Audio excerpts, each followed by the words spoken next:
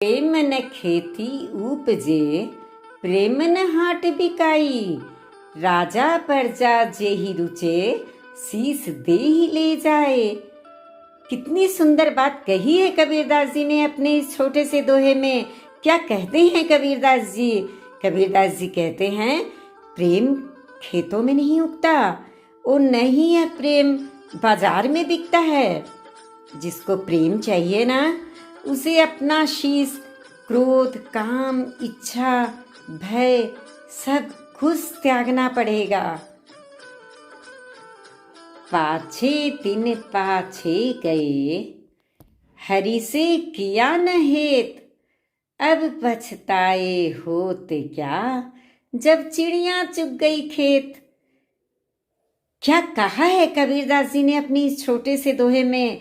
कितनी महत्वपूर्ण बात कह गए वो। यह कितनी समझ की चीज होती है हमारे लिए। कहते हैं कबीरदास जी कि जो बीत गया ना समय, वह लौटकर कभी नहीं आता, वह तो निकल गया। आपने ना ही कोई परोपकार किया और ना ही ईश्वर का ध्यान किया। अब पछताने से क्या होता है, जब चिड़िया ही खेत चुग गई। नहीं शीतल है चंद्रमा, हीम नहीं शीतल होय। कबीर शीतल संत जन, नाम सने ही होय। क्या कहा है कबीरदास जी ने अपने इस छोटे से दोहे में। कबीरदास जी कहते हैं, चंद्रमा भी उतना शीतल नहीं है और हिम बर्फ भी उतना शीतल नहीं होता जितना शीतल सज्जन पुरुष है। सज्जन पुरुष मन से शीतल और सभी से स्नेह करने वाले होते हैं।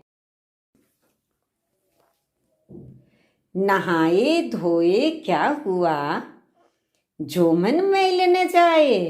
मीन सदा जल में रहे, धोए बास न जाए। कितनी महत्वपूर्ण बात कह दी है कबीरदास जी ने अपनी इस छोटे से दोहे में।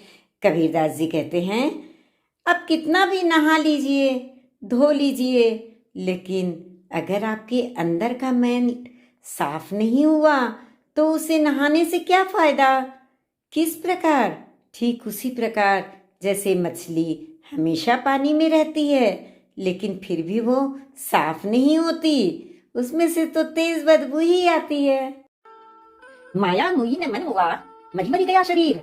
आशा तृष्णा ना हुई, यूं कह गए कबीर। वास्तव में सही बात कही है कबीरदास जी ने। क्या कहते हैं कबीरदास जी? समझते हैं। कबीरदास जी कहते हैं, संसार में रहते हुए न माया मरती है और न ही मन। शरीर न जाने कितनी बार मर चुका, पर मनुष्य की आशा और तृष्णा ऐसी है कि वो कभी नहीं मरती। कबीर ऐसा कई बार कह चुके हैं।